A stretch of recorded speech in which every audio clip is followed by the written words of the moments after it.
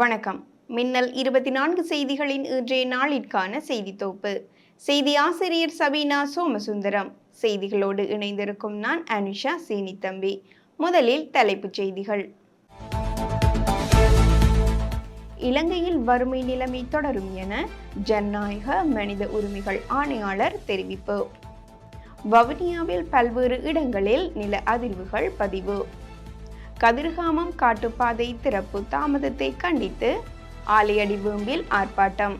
இன்றைய செய்திகளுக்கு பிரதான அனுசரணை வழங்குவோர் எஸ்என் எலக்ட்ரானிக்ஸ், களுவாஞ்சிக்குடி, மட்டக்களப்பு. களுவாஞ்சிக்குடி வைத்தியசாலைக்கு முன்பாக அமைந்துள்ள சிங்கர் நிறுவனத்தின் அங்கீகரிக்கப்பட்ட விற்பனை முகவரான எஸ்என் எலக்ட்ரானிக்ஸில் உங்கள் வீடுகளுக்கு தேவையான அனைத்து விதமான பொருட்களையும் நியாயமான விலையிலும் தரமானதாகவும் கொள்வனவு செய்யலாம். தொடர்புகளுக்கு 07773796000 மற்றும் 07761570043.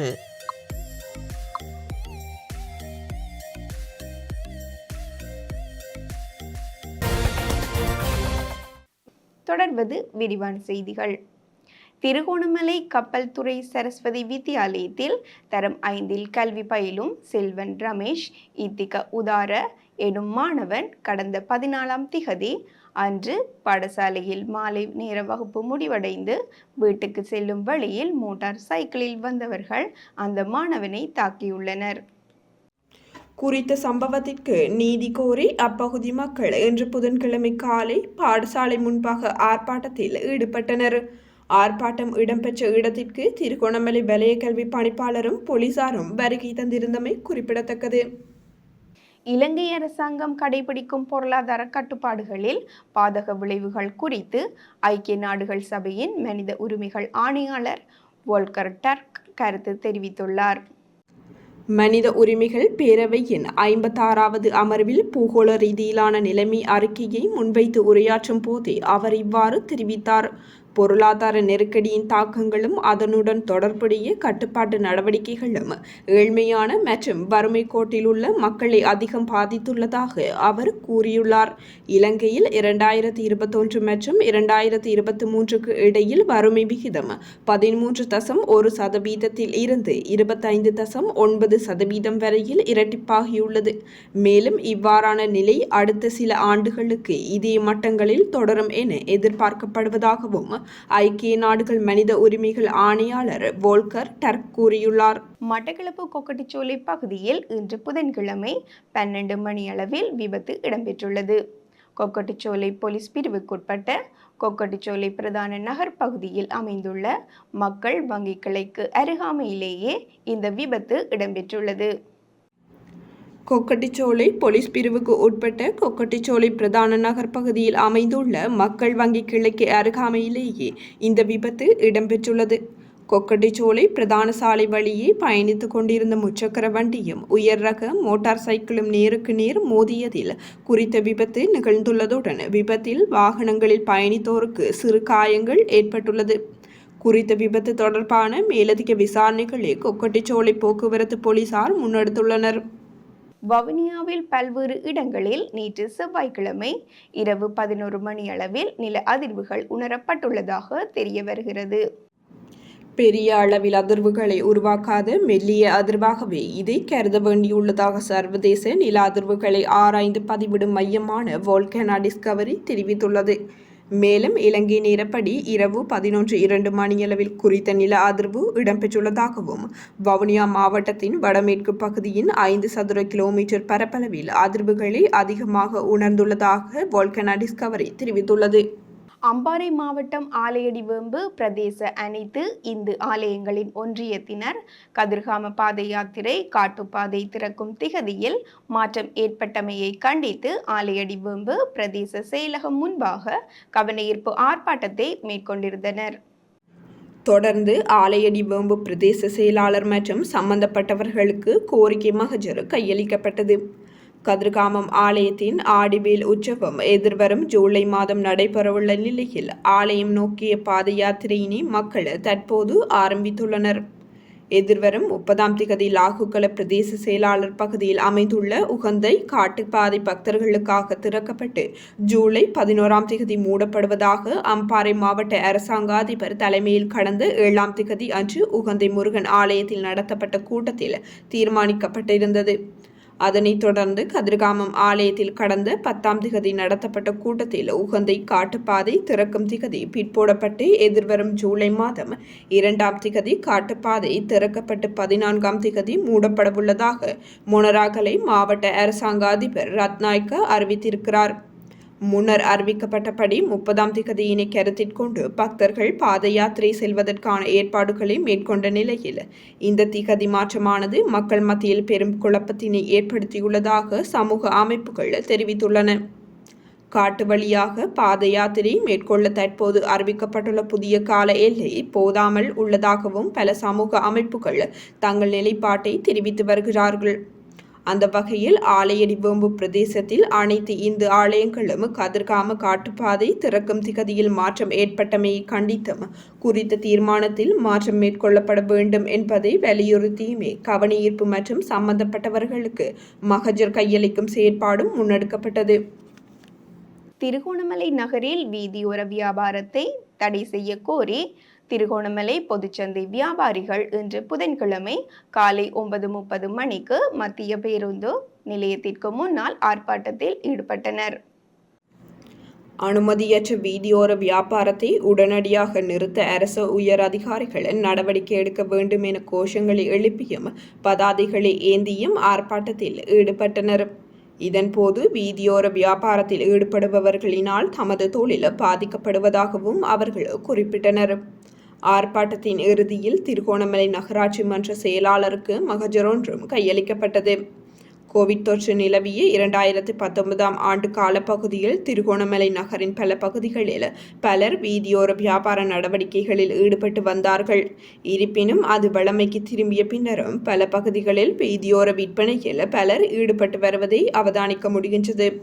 குறிப்பாக நகரின் போக்குவரத்து நெரிசல் கூடிய பிரதான வீதிகளிலும் மரக்கரைகள், மீன்கள் உட்பட பல பொருட்கள் விற்பனை செய்யப்பட்டு வருகின்றன. இதனால் போக்குவரத்து நெரிசல் ஏற்படுவதோடு விபத்துகளும் ஏற்பட்டு வருகின்றது. தபால் முத்திரை ஒன்றின் விலை 100 ரூபாவாக அதிகரிக்க முன்மொழியப்பட்டுள்ளதாக வெகுஜன ஊடக அமைச்சின் செயலாளர் அனுச பெல்பிட்ட தெரிவித்துள்ளார். மேலும் இதனை நடைமுறைப்படுத்துவதற்காக திரைசேரி அனுமதிக்காக காத்திருப்பதாக தெரிவித்துள்ளார். 2022ஆம் ஆண்டு வரை 15 ரூபாவாக இருந்த முத்திரையின் விலை தற்போது 50 ரூபாவாக அதிகரிக்கப்பட்டுள்ளது. மேலும் அஞ்சல் திணைக்களம் தொடர்ச்சியாக நஷ்டமடைந்து வருவதனால் இந்த தீர்மானத்தை எடுத்துள்ளதாக மேலும் அவர் தெரிவித்துள்ளார். இலங்கை மத்திய வங்கி இன்று புதன்கிழமை வெளியிட்டுள்ள நாணய மாற்று வீத அறிக்கையின்படி இன்று அமெரிக்க டாலர் ஒன்றின் கொள்முதல் மற்றும் விற்பனை பெறுமதி சற்று அதிகரித்துள்ளது. இதற்கமைய இன்றைய தினம் அமெரிக்க டாலர் ஒன்றின் கொள்முதல் பெறுமதி 300 ரூபாய் 21 சதமாக பதிவாகியுள்ளது. நேற்றைய தினம் அமெரிக்க டாலர் ஒன்றின் கொள்முதல் பெறுமதி 299 ரூபாய் 30 சதமாக காணப்பட்டது. அத்துடன் இன்றைய தினம் அமெரிக்க டாலர் ஒன்றின் விற்பனை பெறுமதி 309 ரூபாய் 63 சதமாக பதிவாகியுள்ளது. நேற்றைய தினம் அமெரிக்க டாலர் ஒன்றின் விற்பனை பெறுமதி 308 ரூபாய் 65 சதமாக காணப்பட்டது. தொடர்வது வெளிநாட்டு செய்திகள். இந்தியா சென்றுள்ள அமெரிக்க நாடாளுமன்ற உறுப்பினர்கள் சீனாவில் எச்சரிக்கையையும் மீறி தரம்சாலாவில் உள்ள தலாய் லாமாவை சந்தித்து பேச்சுவார்த்தை நடத்தினர். சீனாவிலிருந்து 1959இல் நாடு கடத்தப்பட்ட திபேத்திய ஆன்மீக தலைவரான தலாய் லாமா இமாச்சல பிரதேசத்தின் தர்மசாலாவில் தங்கியிருக்கிறார். தலாய் லாமாவை சந்திக்க செல்வாக்குமிக்க அமெரிக்க நாடாளுமன்ற உறுப்பினர்கள் 7 பேர் நேற்று தர்மசாலா சென்றிருந்தனர். தர்மசாலாவில் உள்ள தலாய் லாமாவின் மடாலயத்திற்கு சென்ற அவர்களை பள்ளி குழந்தைகள், புத்த துறவிகள் மற்றும் பெண் துறவிகள் வரவேற்றனர். இதையடுத்து அமெரிக்க நாடாளுமன்ற குழுவினர் தலாய் லாமாவை இன்று சந்தித்தனர். திபெத் பிரச்சினைக்கு தீர்வு காண சீனாவுக்கு அழுத்தம் கொடுக்கும் நோக்கில் அமெரிக்கா இயற்றியுள்ள மசோதா அதிபர் ஜோ பைடனின் கையொப்பத்திற்காக காத்திருக்கும் நிலையில் அது தொடர்பாக தலாய் லாமாவுடன் அமெரிக்க நாடாளுமன்ற உறுப்பினர்கள் விவாதித்ததாக கூறப்படுகின்றது. தலாய் லாமாவை ஆபத்தான பிரிவினைவாதி என்று அழைக்கும் சீனா அமெரிக்க நாடாளுமன்ற உறுப்பினர்களின் இந்த பயணம் குறித்து மசோதா குறித்தும் ஆழ்ந்த கவலையை ஏற்கனவே வெளிப்படுத்தியிருந்தது. அமெரிக்க நாடாளுமன்ற உறுப்பினர்கள் தலாய் லாமாவை சந்திக்க வேண்டாம் என்றும் இந்த மசோதாவில் அதிபர் பைடன் கையெழுத்திடக்கூடாது என்றும் அது வலியுறுத்தியுள்ளது. உக்ரைன் மீதான ரஷ்யாவின் படையெடுப்பை முழுமையாக ஆதரிப்பதாக வடகொரிய ஜனாதிபதி கிம் ஜாங் அன் தெரிவித்துள்ளார். வடகொரியாவிற்கு விஜயம் மேற்கொண்டுள்ள ரஷ்ய ஜனாதிபதி விளாடிமிர் புட்டினை சந்தித்த வேளை கிம் ஜோங் அன் இதனை தெரிவித்துள்ளார். வடகொரியாவில் புட்னிக்கு செங்கம்பல வரவேற்பு வழங்கப்பட்டுள்ளது. பொதுமக்கள் ரோஜா மலர்களுடன் அவரை வரவேற்றுள்ளனர். இராணுவ அணிவகுப்பும் மரியாதையும் புட்னிக்கு வழங்கப்பட்டுள்ளது. தொடர்வது விளையாட்டு செய்திகள்.